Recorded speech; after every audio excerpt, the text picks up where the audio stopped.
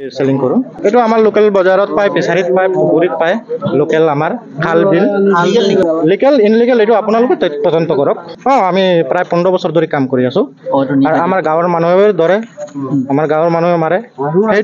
হেতু বজাৰৰ পৰা কিছুমান মাছ আমি হেলদি সাইজৰ বা ভাল সাইজৰ মাছ আমি কালেকচন কৰি আমি ভালকে যতন কৰি আমি বাহিৰত পঠিয়াও তাত ভাল 2 টকা মূল্য আমি পাও ইয়াতকে আমি বৰ্তমান কলিকতা বজাৰত পঠিয়াও হেতু কি কৰে এটো আপোনালোকে তদন্ত কৰক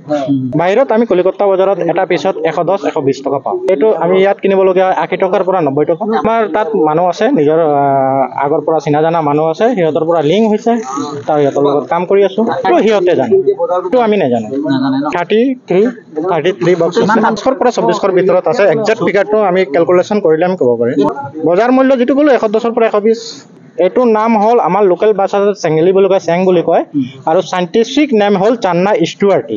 তো আমাৰ অসমীয়া মানে সবে গম পায় এটো চেং মাছৰ কি সোৱাদ আছে কি নাই আমিও বঙালী মানুহ হয় আমিও খাবলগীয়া মাছ হয় আমি দেখিছো চেং মাছে হয় আপোনালোকেও যেহেতু দেখিলে তাৰে আমাৰ যোনটো শিডিউল স্পেচিছ হয় চানা বাৰকা হয় নে নহয় এটো আইডেন্টিফাই কৰিব লাগিব আমি এটো স্যাম্পল পঠাই কিনে হেৰি কৰিম হয় যোৱা বছৰৰ কেছটো চলি আছে বৰ্তমান তেখেতলোকে জনাইছে হাইকোৰ্টত চলি আছে কিন্তু চানা বাৰকাৰ এটো কনফাৰ্মেশন হোৱাৰ পিছতে মই জনাব পাৰিম হয় নে নহয় 32 কাৰ্টুন আছে তাতে প্ৰত্যেকটো হেৰিয়াত মই দেখা মতে 10টা 15টা মান আছে এটা হেৰিয়াত এটো একচুয়ালি পেট স্পেচিছ হিচাপে ৰাখে মানুহে সেইকাৰণে ইয়াত বাহিৰত কলকাতাত ডিমান্ড আছে বুলি ক'লে